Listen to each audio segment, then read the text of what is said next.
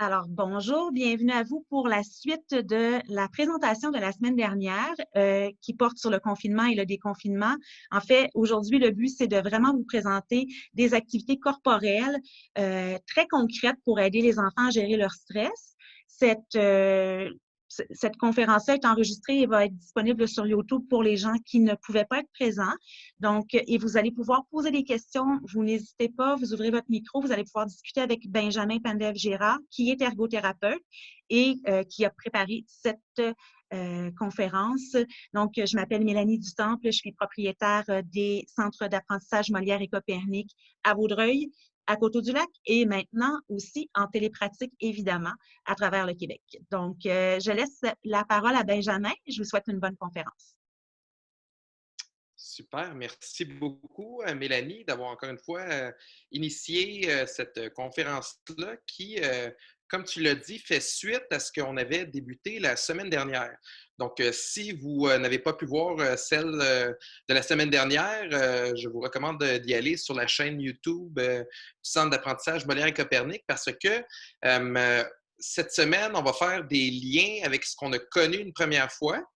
Mais on va y aller beaucoup plus dans le concret. C'est-à-dire que la semaine dernière, on a pris beaucoup de temps à approfondir une vision de les impacts du stress sur l'état interne de l'enfant. C'est important de repréciser, pardon, que les interventions dont je vais parler aujourd'hui, elles s'adressent davantage à des enfants. C'est-à-dire que quand on arrive plus à l'adolescence, préadolescence, on peut les adapter, mais en raison du fait que des nouvelles parties du cerveau vont être développées chez les adolescents, le stress est perçu différemment. Mais tout ce que je vais vous proposer aujourd'hui est tiré de recherches et aussi d'expériences cliniques. À tout moment de la conversation, comme Mélanie l'a mentionné, n'hésitez pas, si vous avez une question, à vous manifester et ça fera plaisir de pouvoir y répondre parce qu'aujourd'hui, la formule est un peu différente. C'est vraiment comme on a dit, de vous présenter concrètement les activités, mais aussi de répondre à vos questions de type café-causerie. Donc, les buts de la présentation, c'est vraiment d'approfondir.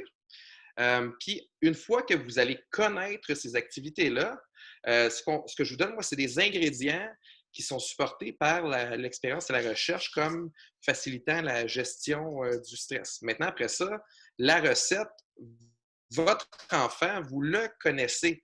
Vous avez un savoir par rapport à lui qui est unique, qui est super personnalisé. Donc, ne gênez pas d'essayer avec votre enfant ou de le proposer dans vos établissements. Toutefois, je dois vous rappeler que ça ne peut pas, je ne connais pas votre enfant et ça ne remplace pas une intervention en ergothérapie ou en psychothérapie, ce que je vais vous donner aujourd'hui sur YouTube. Par contre, toutes les interventions, encore une fois, découlent des recherches sur le stress. Maintenant, comme moi, peut-être que vous êtes dans votre... en fait, fort probablement, vous êtes dans votre domicile. Si vous entendez des bruits ou ça, comme moi, vous voyez, il y a un chien qui est autour. On se gêne. Ça va passer, puis je vais régler ça dans l'espace. Là. OK. Alors, les premières diapositives, c'est juste... Aujourd'hui, on va vraiment mettre l'accent sur des activités qui travaillent la perception qu'a le cerveau par rapport aux signaux que lui envoie le corps. C'est-à-dire que le stress, très souvent, on le prend, comme on avait mentionné, pour aller plus en profondeur la semaine dernière, mais on le prend comme par rapport à des éléments qui sont perçus par le cerveau et que le cerveau va analyser et qui viennent de l'extérieur. Par contre, le cerveau aussi se base pour générer l'état auquel il va s'adapter, il se base sur la perception qu'il a de différents ancrages à l'intérieur du corps. Fait que c'est pour ça que des fois, quand on a un enfant ou on est un adulte qui est en période de mobilisation, où tout ce qui vient de l'extérieur, quand je suis mobilisé, est perçu comme quelque chose de menaçant, ça se peut que je sois trop justement focalisé par ce qui vient de l'intérieur. Fait que les interventions aujourd'hui vont donner des ressources qui vont aider l'enfant à graduellement retrouver le focus vers l'intérieur. Donc, on va descendre ici. OK?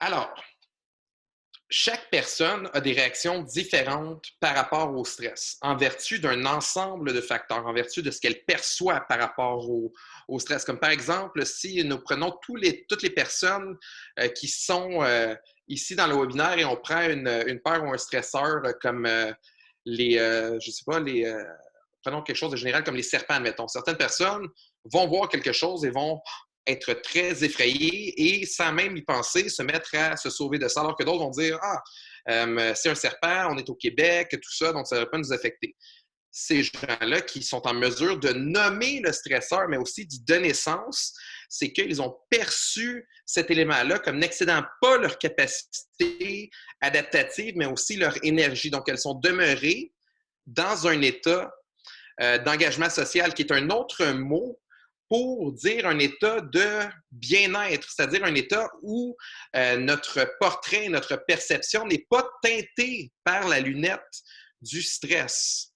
Donc, sachant que le stress a un impact sur le sensoriel, mais sachant aussi, un impact global, mais sachant aussi que le stress découle de messages pris du corps, si nous faisons cette espèce de règle de 3, l'hypothèse que les recherches sur le stress nous démontrent, mais aussi en termes d'intervention, c'est que si nous agissons pour les différents systèmes sensoriels, mais aussi pour les différentes composantes qui sont affectées par le stress, si nous aidons à les normaliser ou à les activer, bien, ça va envoyer davantage de messages au cerveau de « je ne devrais pas me sentir stressé ». C'est beau, nous, en tant qu'adultes, ayant des parties supérieures qui sont développées du cerveau, qui nous permettent de réfléchir et qui sont consolidées dans l'optique où, si vous regardez la présentation, vous avez plus de 25-26 ans et dans ces eaux-là,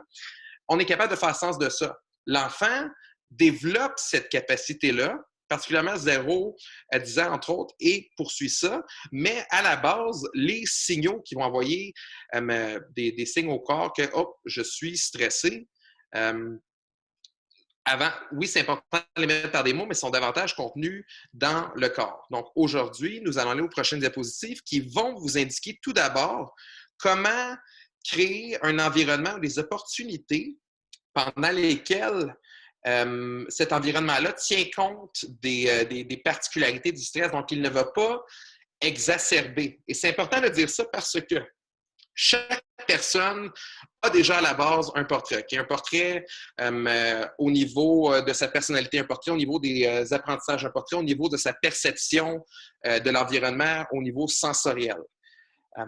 Donc, quand on est mobilisé, la règle à se rappeler, mais qui va aussi être une clé dans comment est-ce qu'on veut adapter notre intervention ou nos interactions avec l'enfant, c'est que tout ce qui vient de l'extérieur est exacerbé. Par exemple, un élément qui a été énormément recherché, c'est tout ce qui est par rapport au traitement de l'information au niveau de l'oreille interne. Encore une fois, les modifications sensorielles donnent un filtre au portrait normal. C'est-à-dire que si votre enfant, à la base, a des particularités audiologiques, a été évalué par un professionnel adéquat et qui ne perçoit pas comme les autres, il y a probablement d'autres interventions plus précises à effectuer avec lui.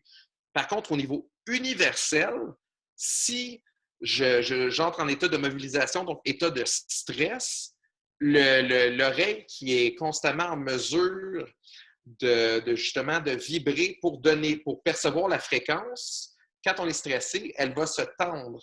Le tympan qui se tend, ce que ça va faire, c'est que les fréquences au niveau de la voix humaine, comme celles que je suis en train d'utiliser avec vous, ne peuvent être perçues que quand le tympan, en état d'engagement social, est en mesure d'avoir sa bonne vibration.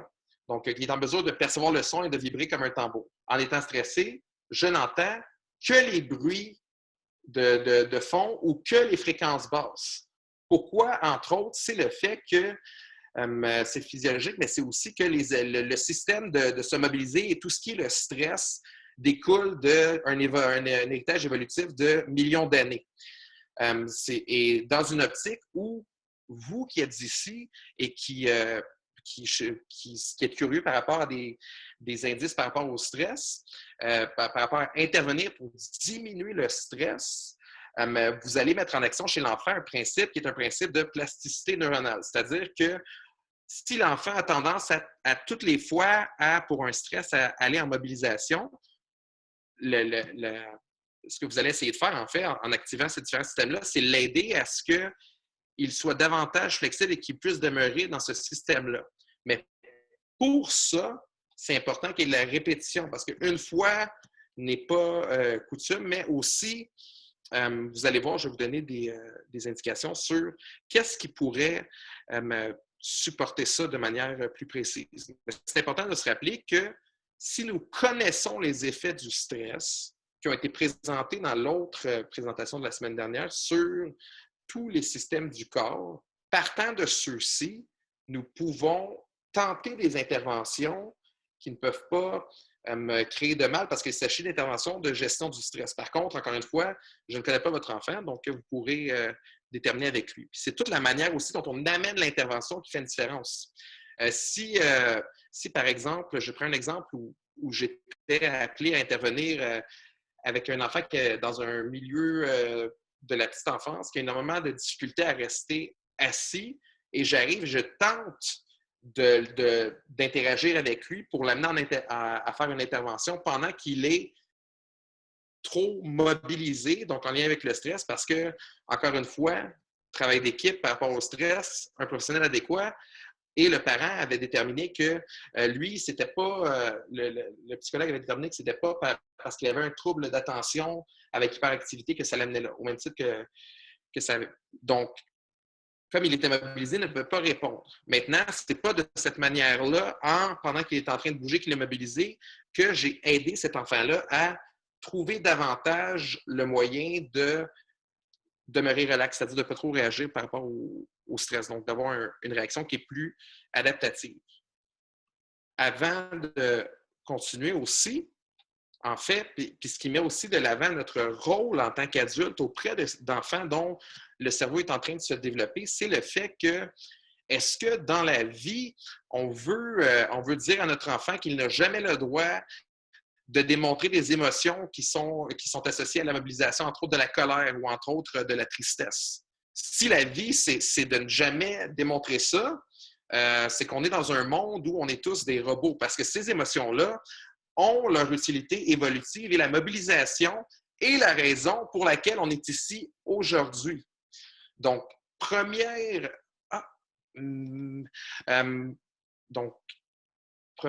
manque un mot ici, je pense que ce n'est pas la version tout à fait finale, mais ce n'est pas grave. En fait, ça aurait dû être écrit stress ici. Donc, première clé d'activité précise pour gérer le stress, c'est tout ce qui est l'aspect de la présence de l'adulte. C'est-à-dire que l'adulte, qui est le grand cerveau avec la lampe de poche, un adulte calme, l'enfant va percevoir avec le comportement de l'adulte, mais aussi ses signaux non-verbaux, qu'il est là et qu'il est là pour l'aider à se relaxer, justement. Si je suis en couple et que l'autre adulte est davantage calme au moment où l'enfant se désorganise, c'est sûr qu'on veut privilégier le fait que l'adulte plus calme ait réalisé l'intervention, parce que pour stabiliser quelqu'un qui est déjà en situation de stress, les relations sociales par un adulte qui est calme permettent de ressortir graduellement, mais aussi d'accompagner. Parce que quand je parle de stabilisation, c'est le fait d'accompagner pour créer des opportunités de moments en utilisant l'environnement, mais aussi en utilisant l'aspect relationnel, créer des moments qui vont permettre de jouer le rôle de ressource par rapport au stress. Donc, la semaine passée, on avait parlé de tout ce qui était faire des environnements intégratifs, donc de prendre des choses qu'on a déjà chez nous. Puis là, je vous ai davantage précisé en partant, si vous prenez la présentation qui parle des effets du stress, c'est que vous ouvrez deux fenêtres et que vous mettez la diapositive sur les effets du stress. À côté de cette diapositive-là, vous allez voir exactement les liens de causalité entre ce qui se passe au niveau du stress pour chacun des systèmes, mais aussi des interventions qui évite à l'enfant de remonter, de demeurer dans un état de stress ou de mobilisation. Par exemple, si on est en milieu scolaire et qu'on a un enfant qui a tendance à se mobiliser, donc à tomber en stress rapidement, prenant l'optique qu'au niveau de son oreille, tout ce qu'il entend, c'est les bruits de fond. Puis s'il est exposé beaucoup à ça, ça va avoir un impact d'augmenter ça. C'est certain que le fait de le placer dans un endroit qui a beaucoup d'écho, comme dans un...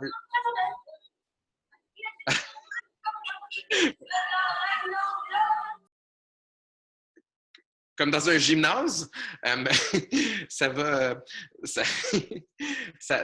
avoir l'impact d'exacerber ce qu'il est en train de faire.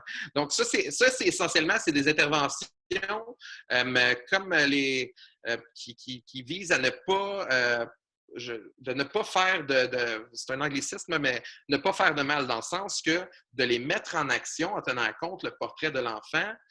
On met davantage les chances de notre côté quand on ne sait pas trop quoi faire avec lui, afin qu'il ne demeure pas en mobilisation. Là, je vais regarder un petit peu. OK. Au niveau des trucs oromoteurs, pourquoi est-ce qu'on veut avoir des trucs oromoteurs dans l'espace qu'on crée?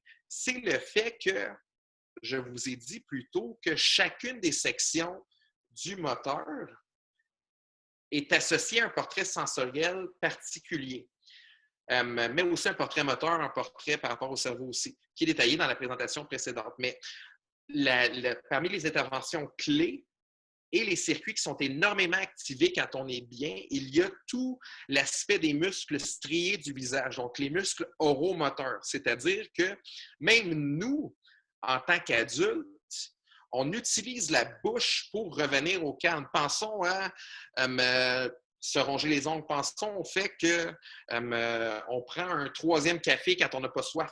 Pensons au fait aussi parfois d'y aller et de parler énormément, même si on n'a pas nécessairement de quelque chose à dire. Tout ça, c'est un moyen inconscient pour nous de rechercher nos mots. Chez les enfants aussi, les enfants en très bas âge, on parle de 0-3 ans, qui sont à développer la régulation, le circuit de l'engagement social qui est en train de se développer, c'est un impératif majeur que l'enfant explore des objets avec sa bouche. Parce que non seulement ça va aider au développement de la régulation à cause des messages ici qui sont du fait de se sentir bien, qui sont associés à percevoir son visage, mais ça aide aussi à ce que les structures soient assez renforcées, ça aide au développement du langage, ça aide au développement d'énormes choses. Donc ça, de donner accès à ça, peut justement avoir un impact puissant.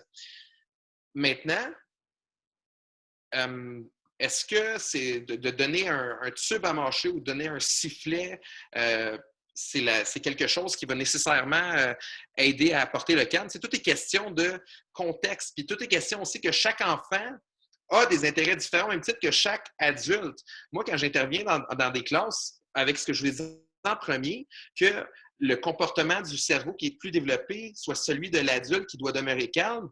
Si une enseignante me dit moi, ça me fait vraiment, ça me répugne un petit peu les trucs dans la bouche, bien, on va trouver d'autres portes d'entrée pour aider. C'est certain que si l'adulte, lui, trouve ça, on va y aller plus peut-être dans des principes, au lieu de dire chaque enfant peut avoir accès à ça, on va y aller plus dans des principes d'équité versus égalité qui vont être mis de plus en plus de l'avant. C'est-à-dire que chaque enfant a le droit d'avoir ce dont il a besoin, mais on ne va pas donner à chaque enfant dans ce contexte-là un tube à mâcher. Surtout pas en ce moment. C'est pour un autre. Benjamin, surtout pas en ce moment en classe, on ne peut pas, là, évidemment, là, dans le contexte actuel. Mais c'est vrai qu'à la maison, c'est des choses qui fonctionnent bien pour ramener. Moi, je l'ai vécu avec mes enfants, je le vois aussi avec mes élèves, tout ça. C'est vraiment quelque chose qui fonctionne bien. Quand les enfants sont un peu plus vieux, même la gomme sans sucre pendant un 15 minutes pour les amener à avoir de l'attention, à se mobiliser ou à tout ça, ou à se calmer. Oui. C'est des choses qui fonctionnent bien aussi puis auxquelles on ne pense pas. Ouais. Oui, puis même on prend pour acquis parce que souvent on en a, mais tu sais, si on a des bouteilles de sport avec des pailles, là, tu sais, de plus en plus, les enseignants permettent ça Alors qu'avant, c'était peut-être qu'on ne pouvait pas, mais maintenant, le fait de pouvoir en avoir, encore une fois, en intégrant les réalités si on avait fait cette présentation-là de 4 mois, ça n'aurait été pas pareil, ce qu'on peut suggérer, mais tu sais, ça s'insère là-dedans. Mais c'est aussi de se rappeler que c'est pas parce qu'on l'a ou qu'on l'a déjà essayé que ça n'a pas fonctionné, que ça veut dire que ça ne fonctionnera pas toujours, mais c'est toujours en connaissance de qu'est-ce qui va envoyer le message inconscient à la personne de OK, j'ai des ressources, c'est pas si pire que ça. À cet âge-là, tu sais, c'est davantage tout ce qui est justement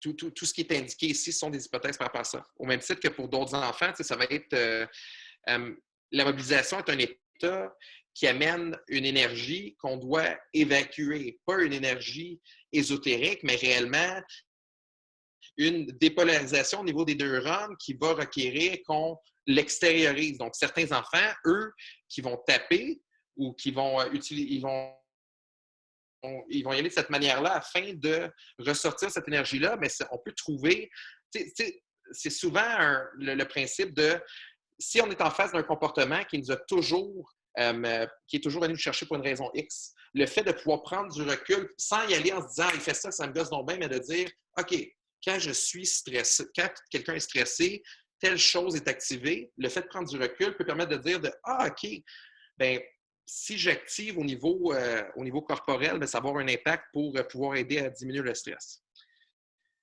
Fait que stabilisation, davantage d'utilisation de l'environnement et de l'adulte.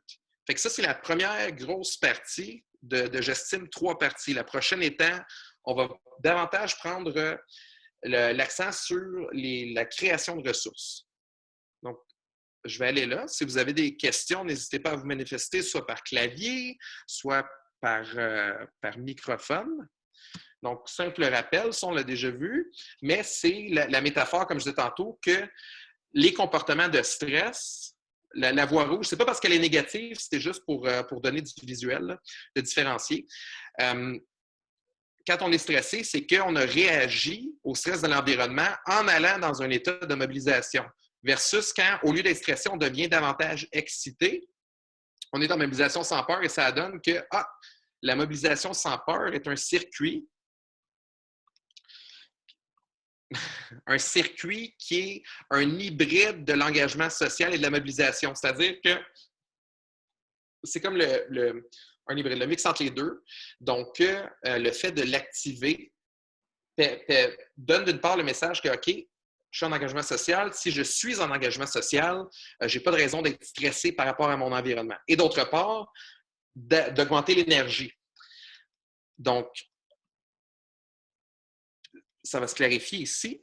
Les activités, parce que stabiliser implique d'aider l'enfant et de l'aider à ce qu'il ne tombe pas davantage dans un état de mobilisation.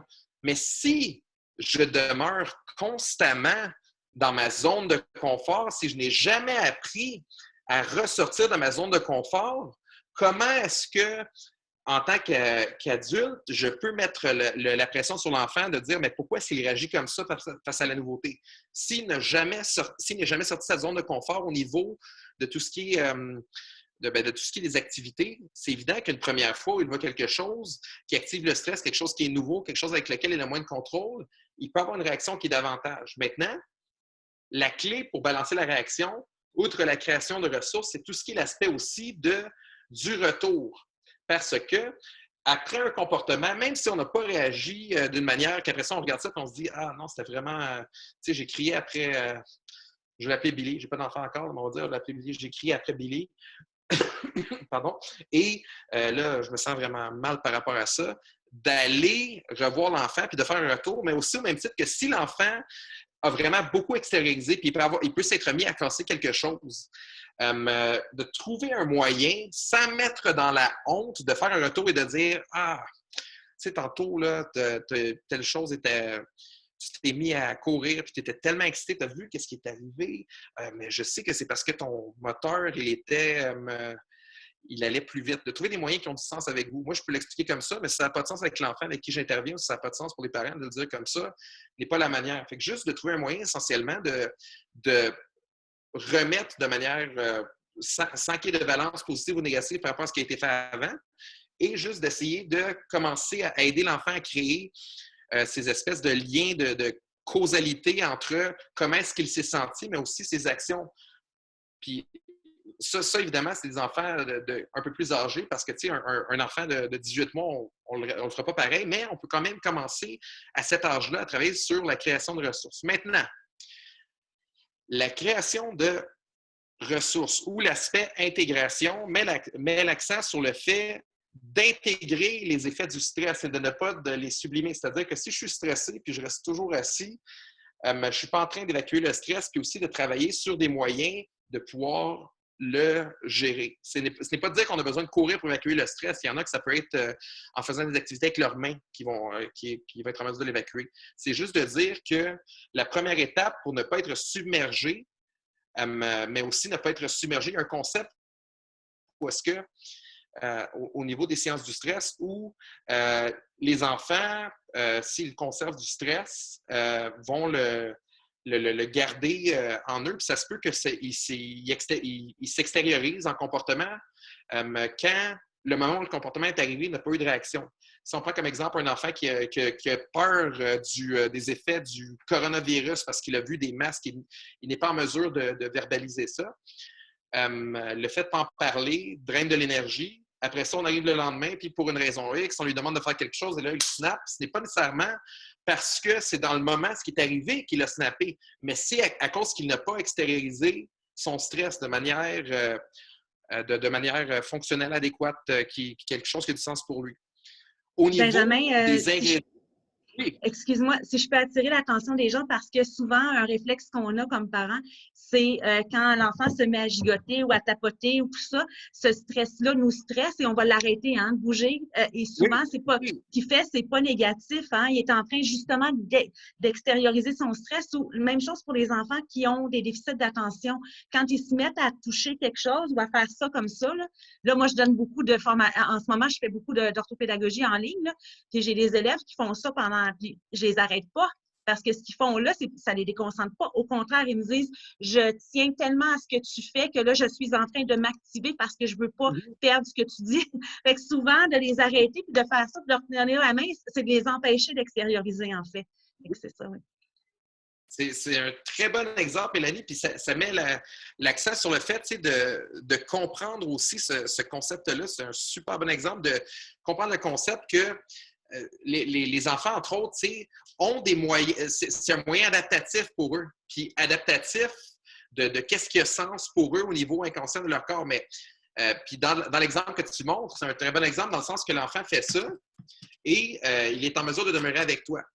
Maintenant, s'il se mettait à courir, c'est autre chose, mais cet exemple-là, pour cet enfant-là, c'est super. C'est exactement un moyen pour une raison justement, de pouvoir demeurer à gérer le stress que demande le fait d'être assis en fonction de son portrait et de pouvoir apprendre. Donc, de demeurer en engagement social. Si vous avez d'autres exemples aussi ou d'autres questions, n'hésitez pas à les partager.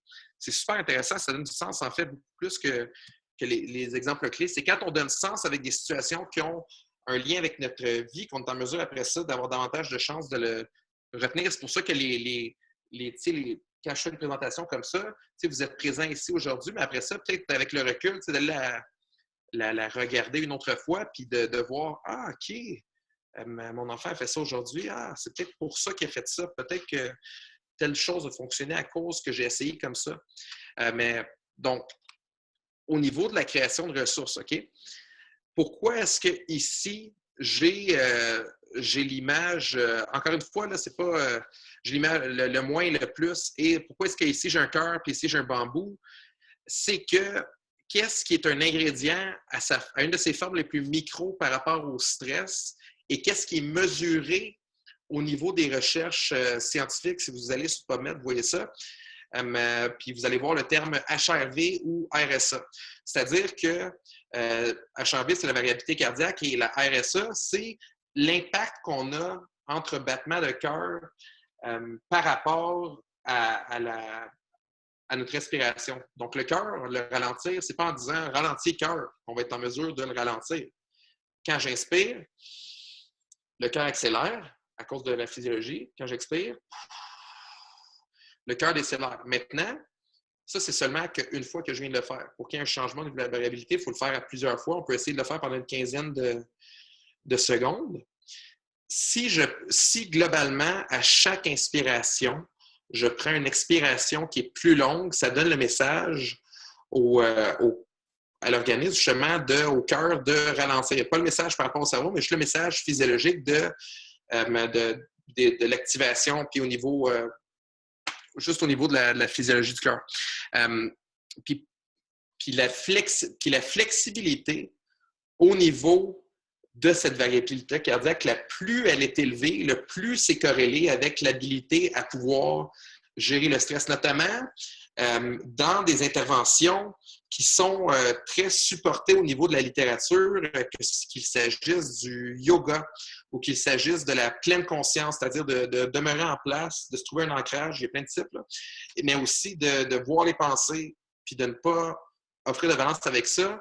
Les indicateurs qui sont mesurés, entre autres, sont beaucoup au niveau de la variabilité cardiaque, parce que c'est non invasif, mais aussi parce que c'est un indicateur qui est très peu coûteux dans les recherches. Maintenant, comment prendre ça et l'intégrer dans les activités pour les enfants? Okay?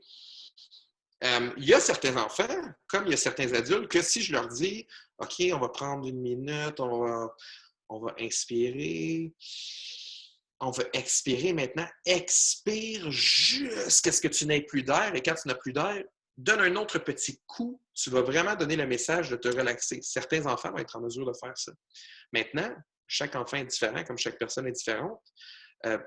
Une partie du fait d'être enfant est que ce qui est intéressant, entre autres, est un aspect ludique quand je suis en train de faire des activités. L'aspect ludique, donc l'aspect de rendre ça amusant, intriguant, peut davantage favoriser le fait de tenter des activités. Tu sais, c'est beaucoup plus intéressant pour certains enfants, pour moi, de dire « OK, regarde, aujourd'hui, j'ai mis par terre ou sur la table avec la gommette bleue des rouleaux de papier de toilette, quand on est en mesure d'en trouver. Et là, j'en ai mis j'ai mis des numéros dessus. Regarde, ici, il y a une balle. Essaie de souffler cette balle-là dans le cercle numéro 1 de rouleau de papier de toilette. Fait que là, l'enfant arrive. Fait que là, il y a eu une expiration. Mais après ça, il ne change pas nécessairement sa respiration. Mais l'espèce de feedback, sans que ce soit nous qui disent ça a été trop fort, mais l'espèce de feedback que lui se dit OK, il faut que j'essaie de faire ça, a un impact sur le fait de varier sa respiration. Parce que c'est ça, c'est la variation de la respiration, au même titre que des fois, pour comprendre tout ce qui est le stress, ça peut être intéressant d'y aller, pour créer des ressources, d'y aller textuellement. C'est-à-dire que moi, par exemple, quand je parle de concepts comme ça avec des enfants de 7 ans pendant qu'on est dans le jeu, puis qui est un moyen aussi qui va aller vers le prochain principe dont je vais parler, qui est de s'activer, de s'arrêter. Je vais mettre au bout d'un parcours, puis vous en faites pas, tout de suite après, on va parler d'un parcours aussi. Au bout d'un parcours, un objet très dur et un objet comme semi-mou, comme par exemple, ça peut être de la pâte à modeler ou quoi que ce soit d'autre que vous avez sous la main, qui est mou, un coussin, n'importe quoi. Puis après ça, de dire à l'enfant au bout, OK, lequel des objets est le plus dur, selon l'âge. Ou selon l'âge, ça peut aussi être, OK, mets ta main sur les deux. Et quelle est la différence entre les deux? Ah, bien, il y en a un qui est plus mou, il y en a un qui est plus dur. Bien, tu vois, le stress... Puis là, évidemment, ça ne veut pas dire qu'on va dire le mot stress, mais bien ça, la différence entre les deux, c'est ça. C'est le fait que parfois, on peut être très dur comme ça. Puis là, ils se font des idées par rapport aux émotions, tout ça. Et parfois, on peut être très comme ça. L'équilibre, c'est d'être entre les deux de ça. Puis c'est pas un qui est meilleur que l'autre, mais c'est vraiment cet équilibre-là. Fait que le souffle. Maintenant, j'avais la clé, entre autres, pour pouvoir aider à varier le souffle, pour pouvoir aider aussi à varier au niveau articulaire. Puis je vous donne d'autres exemples avec le plancher, le plus loin, là. C'est le fait de faire des activités où on va s'activer et où on va ralentir. Donc, stop et go. Donc, c'est pour ça que stop et go n'est pas nécessairement besoin de passer parfois, ça peut passer par l'adulte qui est à un bout de la pièce, puis qu'après ça, quand il est retourné, de dire à l'enfant, OK, viens chercher le jouet, puis quand je me retourne, fais la statue. Fait que là, juste en faisant ça, sans s'en rendre compte, l'enfant est en train de travailler la régulation, mais en travaillant, parce que quand j'accélère au niveau de bouger, ça a un impact aussi sur mon cœur. Puis quand je ralentis, ça a un impact aussi sur mon cœur qui travaille la variabilité.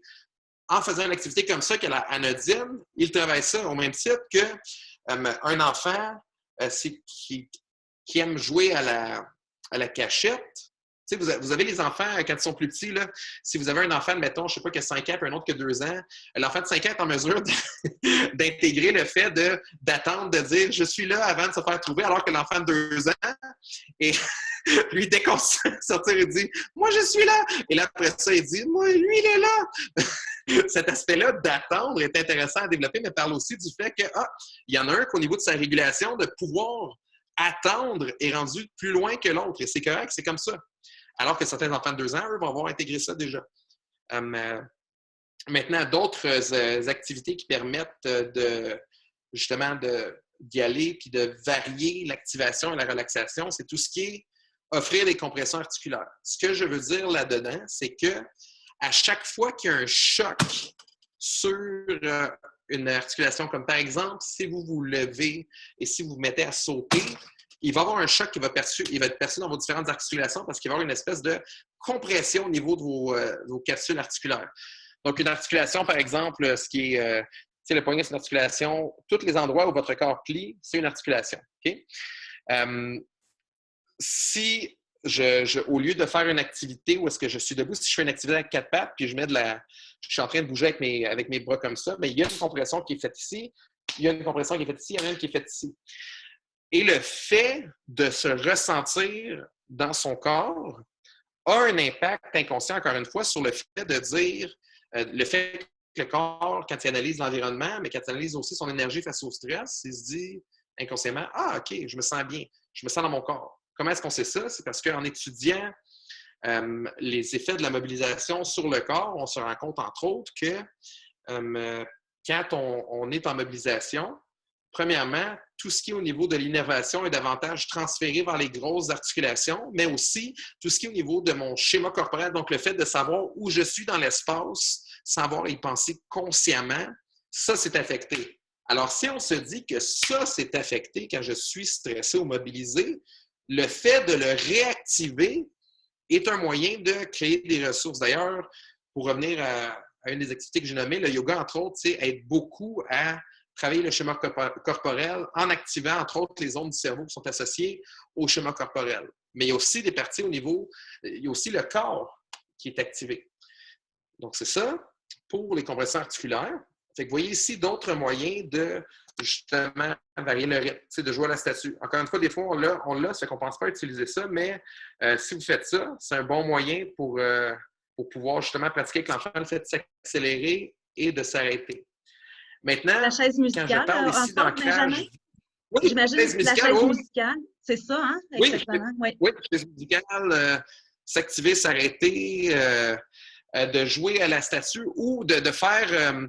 il y a souvent une période de causerie au premier cycle du primaire et en garderie aussi, ou en CPE, où est-ce que l'adulte est là. Fait que dans une optique aussi de distanciation sociale, moi, dans les CPE où je consulte dans la période actuellement, je leur suggère de faire une activité où est-ce que chaque enfant fait un mouvement qui implique de s'activer et de se relaxer, puis les autres enfants tentent de l'imiter, sans critique, juste en tentant de l'imiter du mieux qu'ils peuvent. Ça crée un aspect de connexion. Ça crée aussi un aspect de devoir travailler le fait de « OK, je regarde qu'est-ce qu'il fait ». Ça crée des compressions articulaires et ça permet de s'intégrer dans une période où on se doit de respecter les mesures sanitaires. Donc, c'est ça. Ancrage visuel auditif, c'est le fait, entre autres, qu'au niveau de l'apprentissage de tout ce qui est coordination et aussi au niveau de certains autres apprentissages, le fait d'avoir des modalités multisensorielles permet davantage de consolider cet apprentissage-là. C'est pour ça que ça m'amène au plancher intégratif.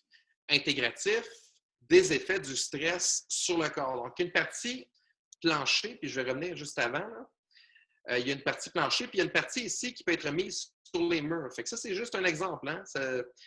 Pour un enfant de 6 ans qui est en train d'apprendre les chiffres, puis si on a un mur ou un endroit où on peut mettre ça, ça peut être intéressant. Ça peut aussi être, là, il commence à faire beau. Si on a une entrée, ça peut être fait sur l'asphalte aussi. Puis ça a l'air de rien, là, ce sont des jeux que, dans les cours d'école, il y a déjà des lignes comme ça qui étaient peinturées, tout ça. T'sais. Puis il y a moyen de créer des espaces comme ça qui sont intégratifs, justement, des effets du stress, mais aussi intégratifs de l'endroit où l'enfant est, de l'âge développemental de l'enfant. Donc, ça, tu l'as présenté, Benjamin, la dernière fois, mais je me demandais, moi, parce qu'on l'a fait très, très rapidement la dernière fois, mais dans le fond, les carrés bleus, ce sont des moments où on doit s'arrêter, c'est ça? Comment ça fonctionne? Est-ce que c'est ça? Comment ça fonctionne? C'est que ça ici, c'est le plan en tape électrique de couleur. Fait que c'est vraiment pour avoir différentes voies. Après ça, comment ça fonctionne? C'est l'utilisation de l'imagination de l'enfant et du parent, mais c'est que, par exemple, si je prends le parcours vert au début, c'est de dire à l'enfant, OK, est-ce que tu es capable d'aller sur la pointe des pieds en demeurant sur le vert, de marcher jusqu'au bout et de revenir? Fait que ça, c'est un exemple. Les points bleus sont à un niveau de difficulté supérieur, où est-ce que c'est une espèce de mur d'escalade, mais sur le sol. Donc, c'est l'enfant qui se met là-dessus et qui doit aller là. Mais on peut, comme tu dis, Mélanie, juxtaposer le fait de s'arrêter là-dessus et de s'activer. Ça peut être qu'au lieu qu'un parent ou quelqu'un soit au bout du corridor, mais ça peut être qu'il soit justement, le parent soit là, puis le parcours est en arrière. Là, l'enfant doit avancer en respectant un des défis donnés par le parent.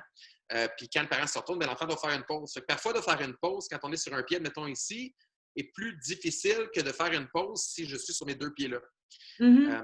Donc, on peut sauter à cloche-pied. Oui, on peut le faire aussi. Quand tu parles d'escalader, donc l'enfant serait au plancher, couché, en train d'escalader avec ses mains. Oui. Puis ses pieds, il pousserait avec ses pieds, oui. Avec ses pieds et avec ses mains, pas de bedon au sol. C'est ce qu'on appelle la marche de l'ours. Parce que c'est ça, il utilise ses bras et ses pieds pour escalader.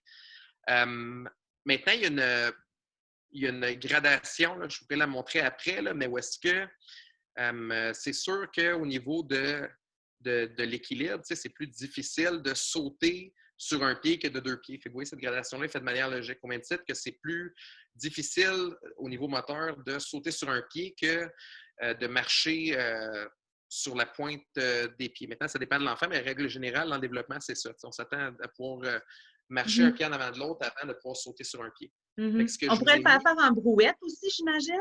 Tu sais, quand oui, on fait marcher sur les mains, puis on tient les pieds de l'enfant, parce que ça, je sais que dans le développement de la dextérité, tout ça, c'est super important. Donc, on pourrait les faire comme ça. Oui. Ben oui. Puis c'est que ça, tu as raison, Mélanie, ça supporte ça aussi, entre autres, tu sais, à chaque fois que je mets une espèce de... Je crée une compression sur mon épaule, plus mon épaule est stable, plus après ça, je peux utiliser mes mains librement. Ce qui fait partie, entre autres, du développement de la dextérité, mais ce qui fait partie aussi de tout ce qui est intervention par rapport au stress. Donc, une autre intervention dont on va en parler un peu après, mais je le mentionne là, parce que ça s'intègre là-dedans, c'est le fait de créer de l'activation et de la relaxation. Ça ne veut pas nécessairement dire, justement, de courir ou d'être en mouvement. Ça peut être, on met des pois chiches ou du riz ou des fèves dans un sac. On met d'autres objets là-dedans dans ce sac-là. Puis, on va demander à l'enfant, admettons qu'on a mis une clé, un trombone. Évidemment, on ne met pas une punaise ou des trucs comme ça.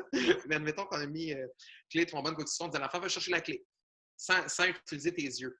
Le fait de focaliser sur manipuler l'objet, mais le fait aussi de vraiment se concentrer et d'aller découvrir un objet par ses caractéristiques est un moyen de pouvoir créer des ressources par rapport au stress, mais aussi un moyen de développer ce qui s'appelle l'astérognosie, donc qui est le fait de pouvoir tenir un objet dans mes mains, mais aussi de pouvoir, par exemple, si dans ma poche, j'ai un 25 sous, un trombone puis une paire de clés, le fait de pouvoir le trouver et de le savoir inconsciemment, qui est quelque chose qu'on prend pour acquis parce que nous, comme adultes, on espère qu'on est en mesure de le faire, mais c'est un apprentissage qui va, après ça, se partager au niveau de la motricité fine, puis au niveau aussi de tout ce qui est résistance face au stress.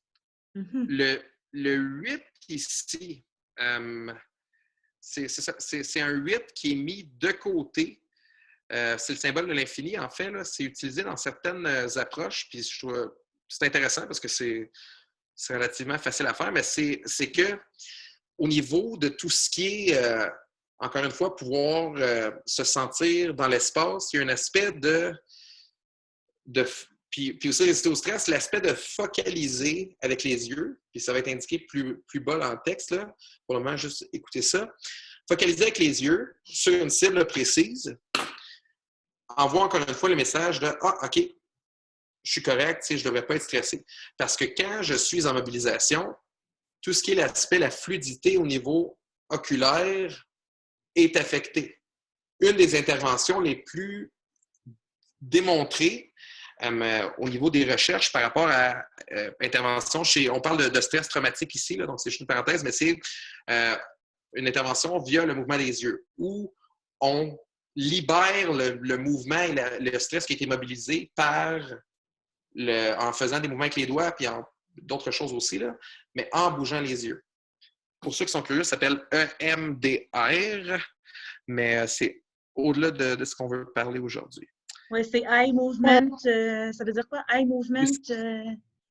Desensitization, reprogrammation, c'est ça. Oui. Manel, vous aviez une question?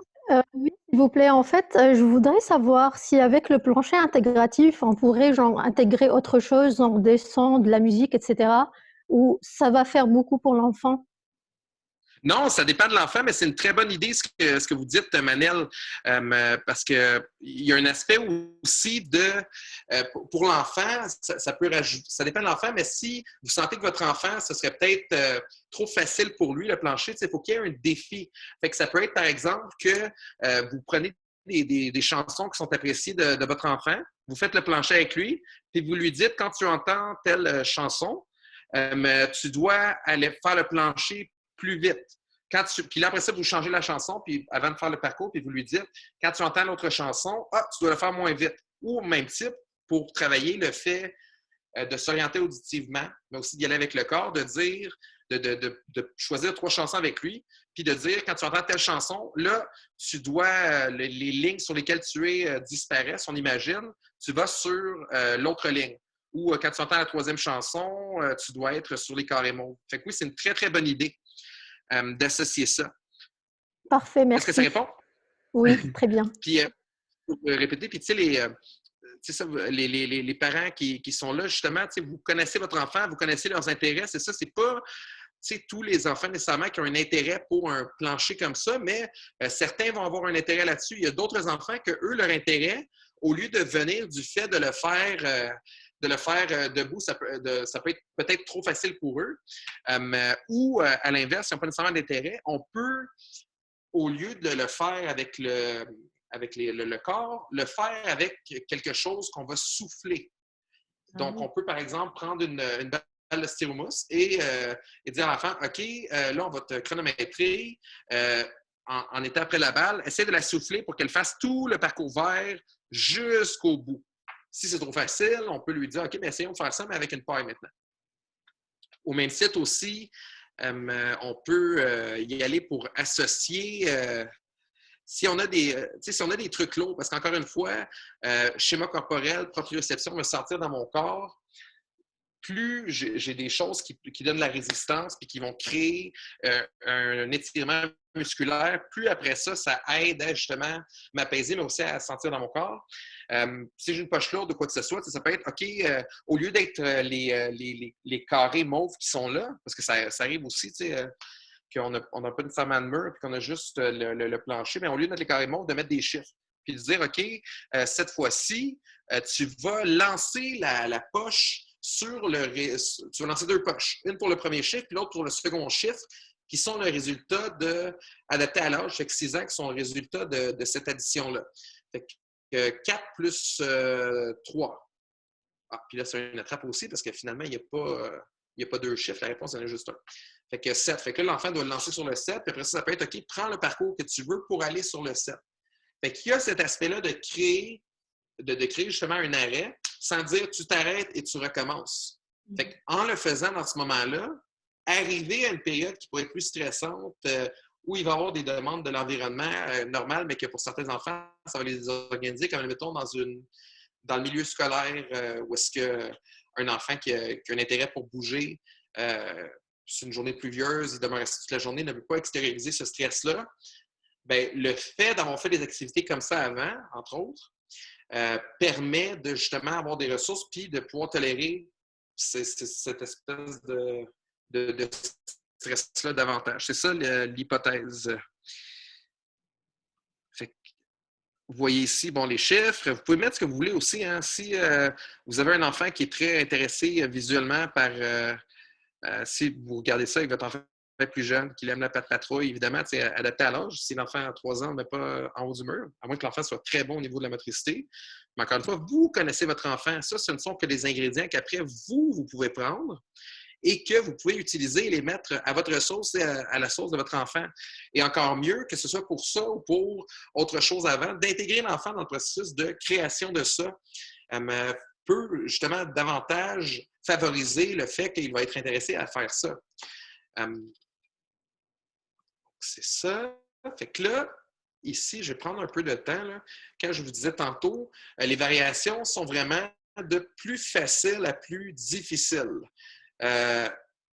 J'ai, en toute transparence, au niveau des trucs d'équilibre, j'ai basé ça sur un test qu'on fait en ergothérapie au niveau de l'équilibre en termes de comment est-ce que j'ai pu faire la gradation de ça, mais aussi sur le développement, une grille du développement aussi, que j'ai déjà mentionné dans le passé, qui s'appelle Développement de l'enfant selon Francine Ferland, qui est une ergothérapeute et dont le document était disponible sur Internet.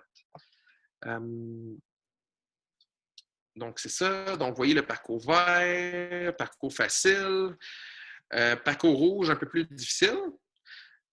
Puis après ça, parcours mauve, mais encore plus difficile. Pourquoi? Parce qu'il y a moins de surface de contact possible dans la manière dont il est présenté. Mais encore une fois, après ça, vous connaissez votre enfant. Ça se peut que votre enfant soit... Tu sais, chaque enfant a sa trajectoire développementale qui est différente. Il y en a qui vont avoir certaines habiletés qui vont se développer avant, puis après ça, d'autres habiletés vont se développer après. Tant qu'il est en mesure, puis que vous voyez dans son énergie qu'il est intéressé par ce que vous lui proposez, mais aussi qu'il est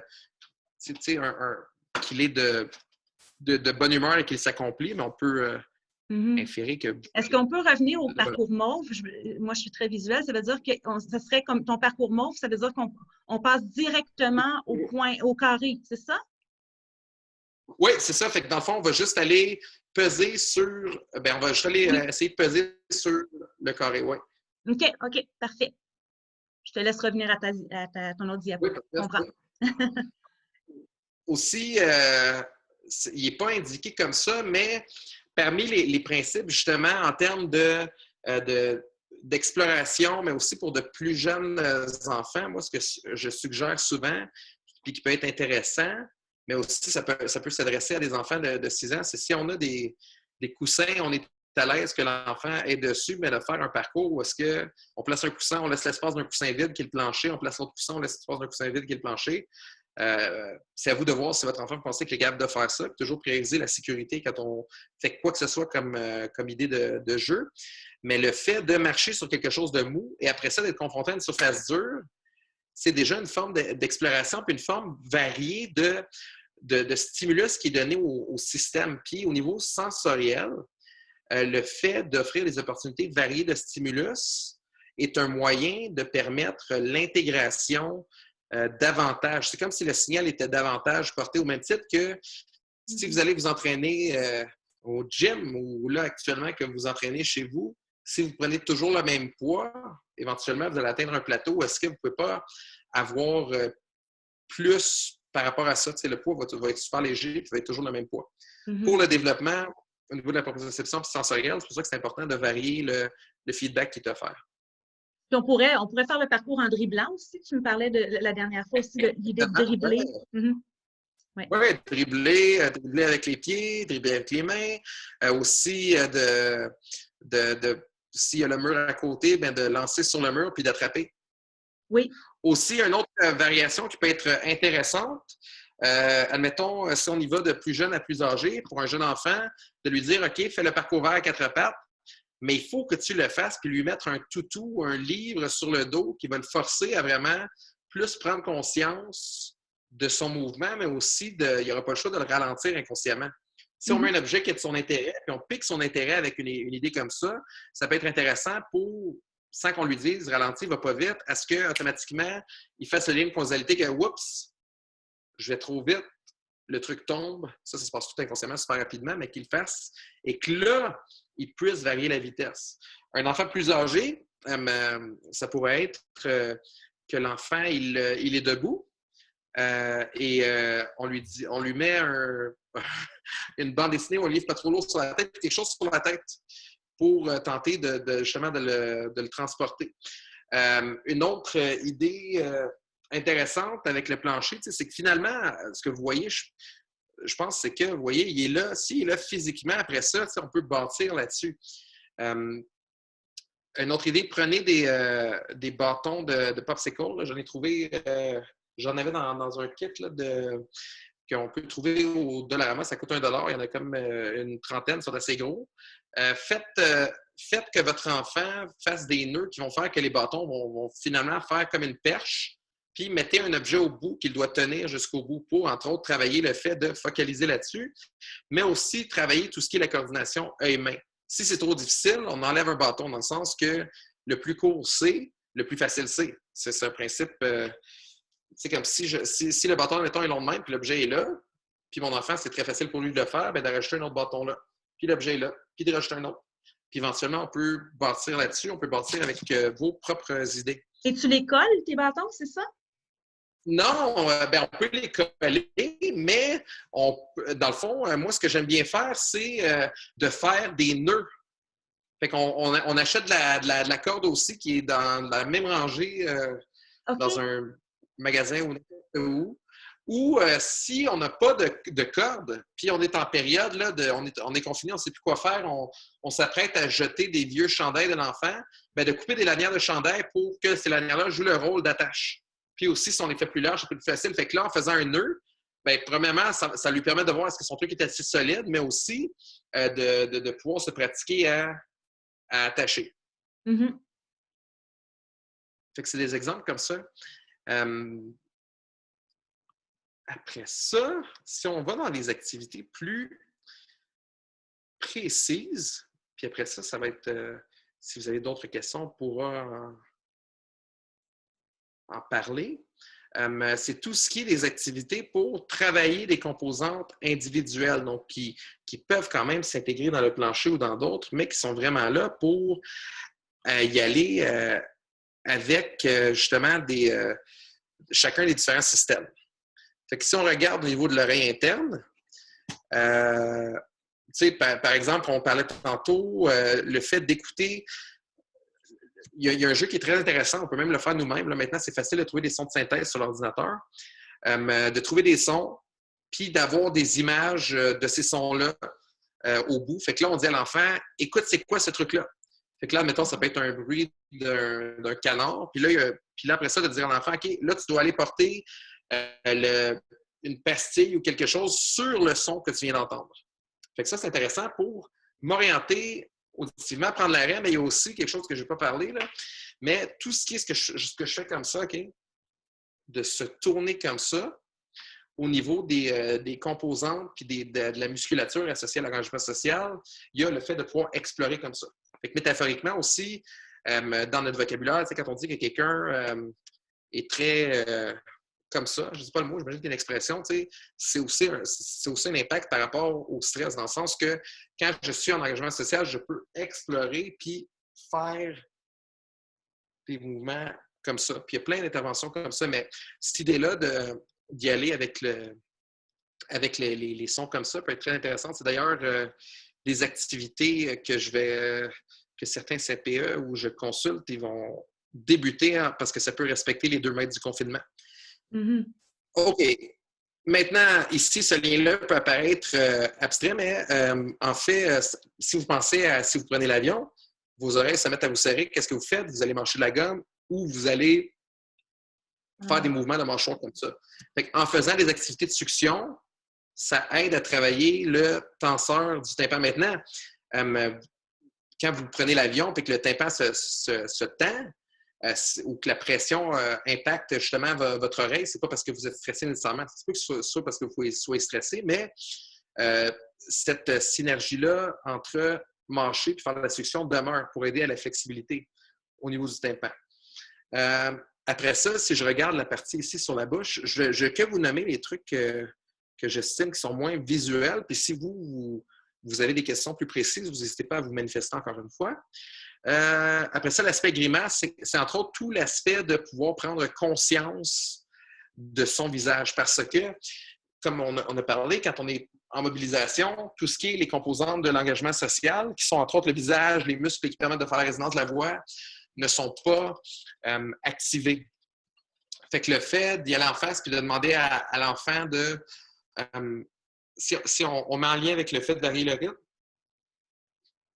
de se placer en face de l'enfant, de lui dire « OK, fais pareil comme moi ». Fait que là, en premier, d'y aller avec le corps. Puis après ça, de varier la vitesse au niveau du corps. Après ça, d'y aller avec les jambes. Puis après ça, d'y aller avec la bouche. Puis de dire à l'enfant qui varie fais les mêmes choses, les choses que je fais avec la vitesse que je le fais. Puis, il trouve ça drôle, puis on n'est pas capable de s'arrêter de rire.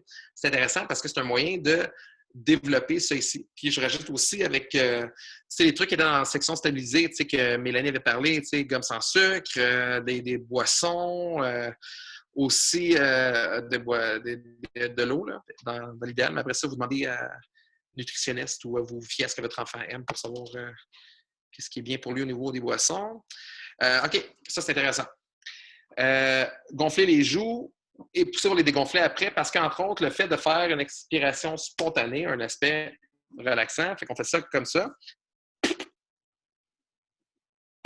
Fait que vous voyez, je fais le mouvement comme ça ici. Puis là, ça permet de... Puis même si vous faites des fois aussi, c'est intéressant à nous de l'essayer avant de se coucher, ou quand on est en train de penser à ce qu'on va faire le lendemain, si on n'est pas capable de dormir, de ralentir la respiration, d'y aller et de voir qu'est-ce que ça me fait quand je respire normalement versus quand je fais des trucs comme ça. Puis après ça, selon comment est-ce que vous êtes wiré au niveau neurologique, vous allez voir qu'est-ce qui vous fait du bien par rapport à ça. Puis après ça, pouvoir l'essayer sur vos enfants. Après ça, au niveau olfactif, ce qui base l'intervention que je propose là-dessus, c'est que l'olfaction, c'est le seul sens, entre tous les sens, qui n'est pas possible de filtrer. C'est-à-dire que dans le fond, quand je sens quelque chose qui sent bon, à condition que mon nez, l'appareil de détection fonctionne bien, quand je sens quelque chose qui sent bon, de par le circuit, de par le chemin que prend le nerf au niveau olfactif, qui va directement à côté de la structure qui est responsable de m'aider à dire si je vais me mobiliser ou pas me mobiliser. Structure qui s'appelle l'amygdale, pas celle qu'on a dans la gorge, celle qu'on a vis-à-vis l'oreille ici puis l'œil ici. On en a deux. Le fait de sentir quelque chose qui est agréable a un impact apaisant.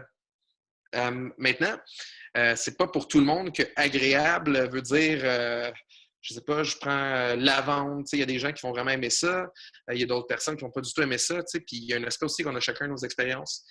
Donc, ça veut pas dire qu'une odeur que quelqu'un aime, l'autre va l'aimer. Après ça, souffler des sifflets par le nez. Pourquoi? Parce que le fait d'y aller directement le fait de respirer par le nez procure une meilleure respiration, active davantage les structures basées sur l'engagement social. Puis c'est aussi quand je respire par le nez, je dois avoir une forme de contraction légère au niveau des muscles de la mâchoire.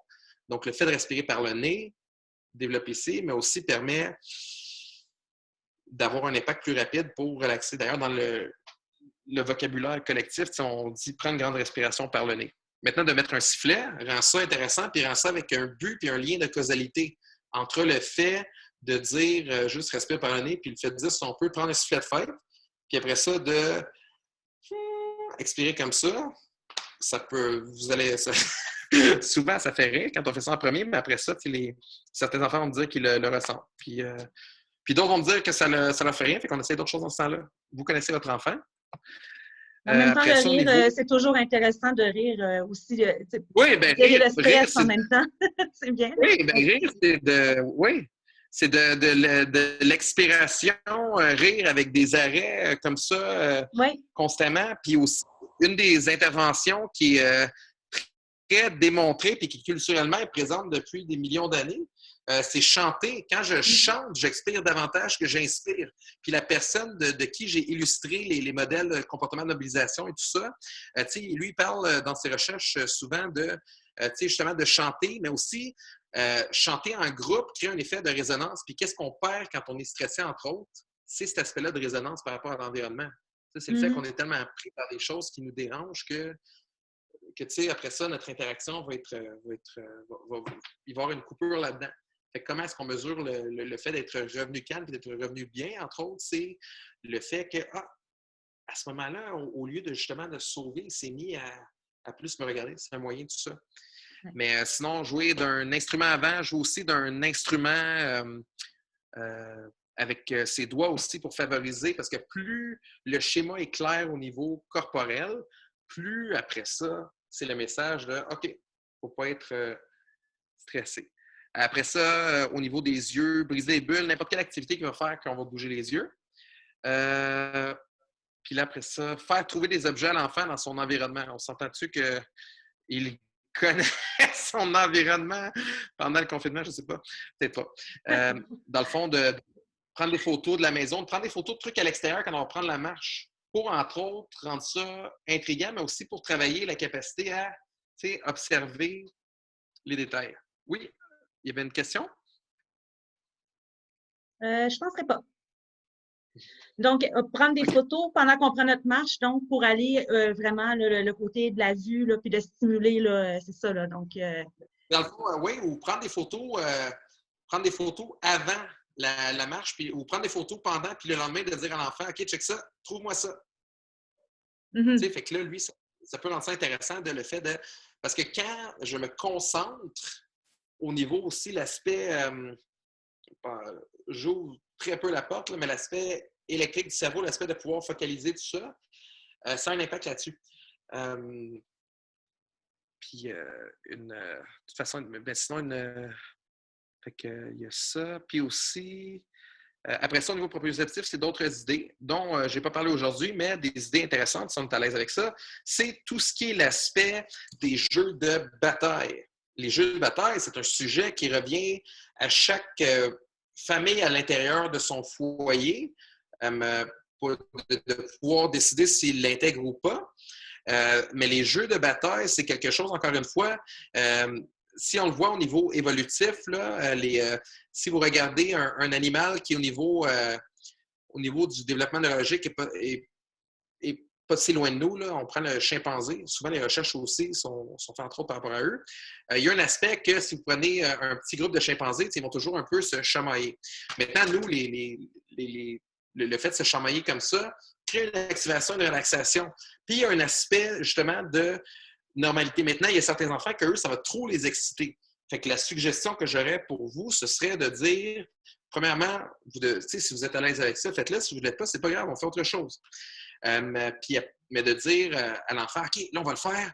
Mais là, admettons que l'enfant soit un bout qu'il demande, ou que l'enfant commence à plus se tenir à se battre, je ne sais pas, de lui dire, OK, aujourd'hui, on va se chamailler, mais tu vas devoir me dire, on va devoir dire go, les deux, si vous pensez que votre enfant, ça peut fonctionner avec lui. Dans le sens d'intégrer le principe du stop et du go.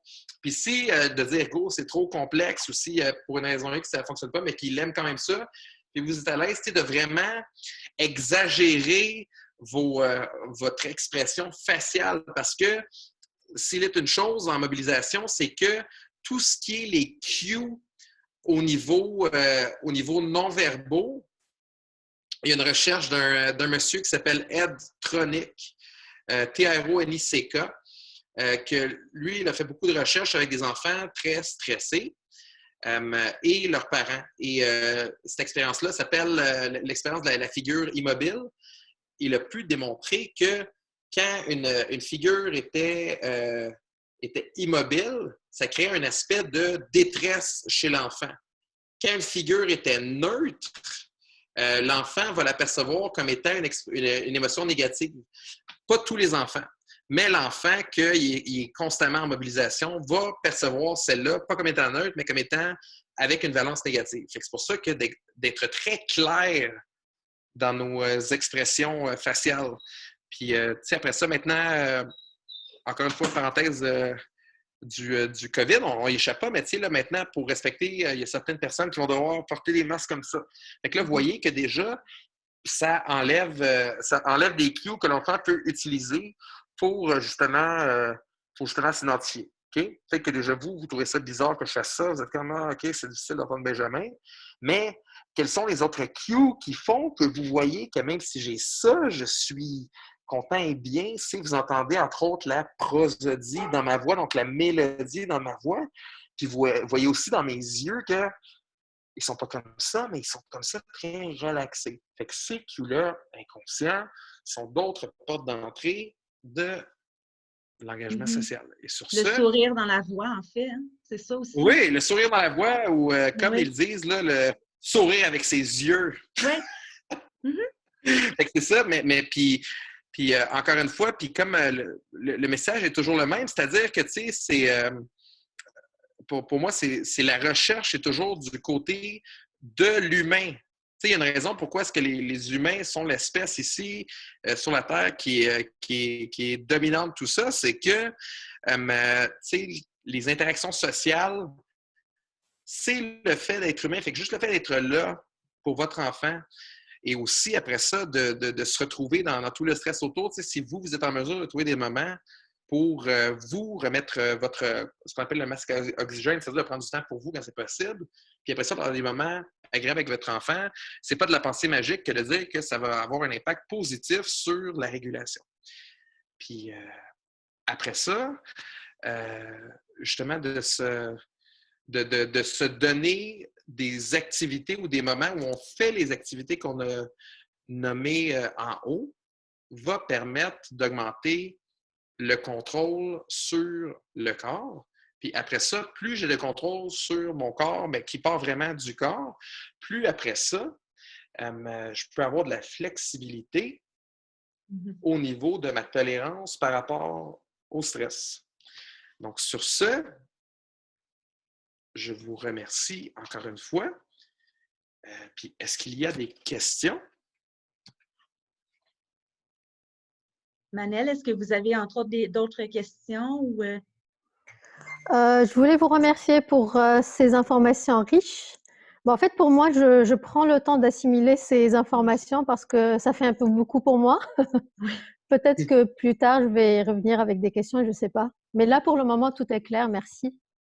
on va vous présenter sur la diapositive suivante. Vous avez nos coordonnées. Donc, si vous avez des questions pour Benjamin ou pour Molière et Copernic, en fait, on est plusieurs professionnels, donc vous n'hésitez surtout pas donc, à nous écrire ou à nous téléphoner. Donc, si vous voulez faire un suivi sur notre page Facebook aussi, vous pouvez nous écrire. Puis à ce moment-là, Benjamin va pouvoir vous répondre aussi. Puis, vous avez aussi sur la diapo suivante les informations là, concernant l'aménagement pour le milieu scolaire et de la santé, donc parce que Benjamin se déplace dans les écoles et tout ça. Donc, vous avez aussi les autres informations là, si vous avez besoin de quoi que ce soit. Super, merci beaucoup. Merci, Manel. Puis, je veux aussi dire, c'est ça, Mélanie, réitérer que c'est vraiment... moi, je trouve que le travail d'équipe avec les parents, mais aussi le fait de pouvoir travailler dans une équipe, comme justement avec Molière et Copernic, chacun a son œil qui est utile pour, après ça, aider l'enfant à sortir du stress. Puis les rôles sont complémentaires. Le parent, l'enseignant, l'orthopédagogue, psychologue, tuteur, tout ça. Plus on a de perspectives, mais aussi de connaissances de l'enfant, plus après ça, c'est facile de pouvoir... Tout à fait. Tout à fait. Oui. Et d'ailleurs, sur notre chaîne YouTube, vous pouvez trouver des interventions d'orthopédagogues. On a fait des conférences, là, donc si vous ne les avez pas vues, il y a une conférence qui porte sur comment accompagner mon enfant dans son apprentissage de l'orthographe lexicale, une autre conférence qui porte sur, en fait, les trousses du ministère, mais tout ce qu'on peut faire de ludique avec notre enfant à partir de ça. Donc, vous avez les deux conférences de Benjamin, puis on va continuer à vous proposer d'autres conférences gratuites comme ça là, que vous allez pouvoir suivre. Donc, il n'y a pas d'autres questions? Bien, merci beaucoup, Benjamin. Moi, j'ai beaucoup appris. Merci. Une super Oui, conférence. Oui. merci beaucoup. Merci Bonne beaucoup. journée.